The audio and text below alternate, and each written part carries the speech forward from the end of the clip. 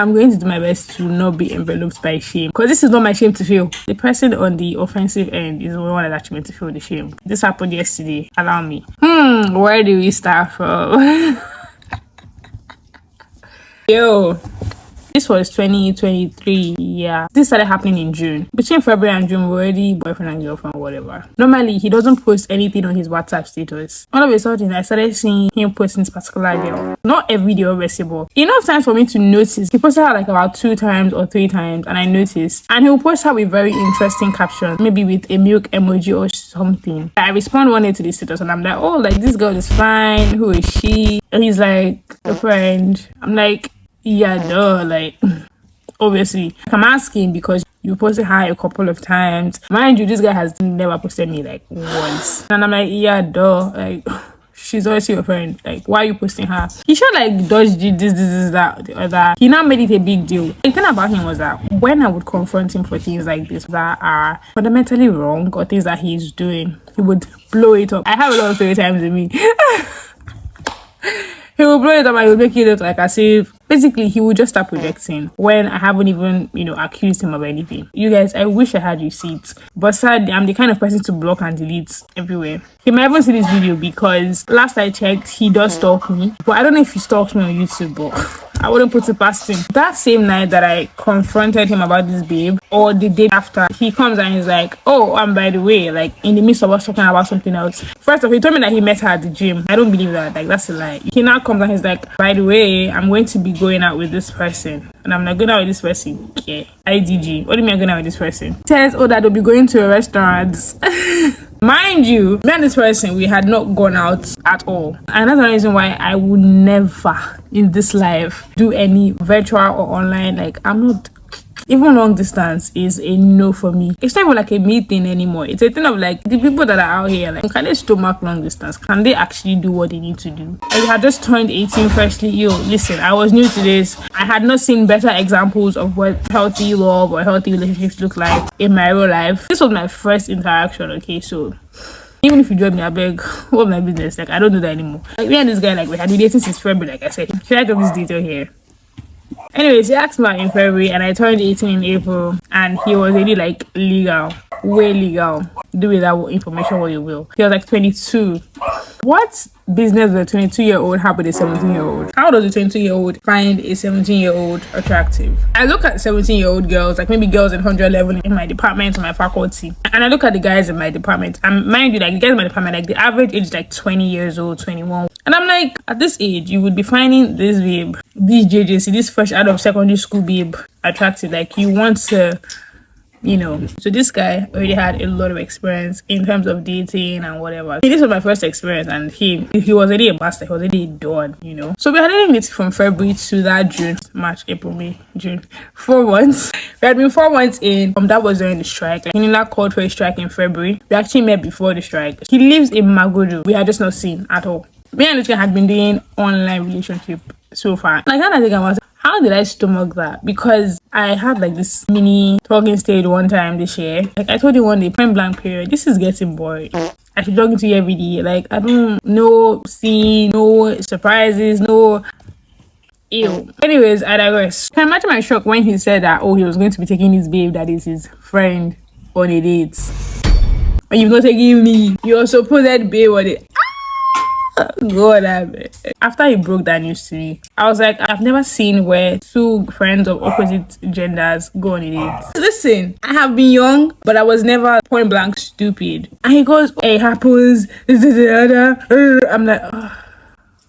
He was so like mentally exhausting, and he would literally start a fight, and I was like, it's fine. Like, I didn't say anything. In my head, I was thinking that this is actually somebody that has, common sense. Person can put 2 and 2 together. This person is not a dumbass. And guess what happens? One day in the beautiful month of July, I remember this was my mom's birthday, or the day before my mom's birthday, I'm not sure. Then I think I was, this guy always, like, it's not like he always does it, but sometimes he does his big one in terms of like being a on my family member's birthday. It's crazy. The 26th or the 27th of July, one of them, he and his babe actually goes on the dates. I don't know, like, the funny ironic thing, he keeps on communicating with me during the dates, and I go on this guy's status, he's posting this babe, posting their dates, and I'm just, listen, I cannot imagine how I honestly felt then. 18-year-old Summer that did not know any better, that did not have the truth part to say, I'm out. I did not have the truth part to do that. I was just looking at his status and he got so much from me and I just had to block him. This is something that I do in real life. I block people both physically and online. When he gets too much, like, I don't want to deal with it. So I block him that evening, like I think by 6 p.m. Like, he kept on posting everything. He posted the babe. Not like her face per se. I don't think so. Like, he posted a video that she made of him. He posted the food. And I'm like, wait though.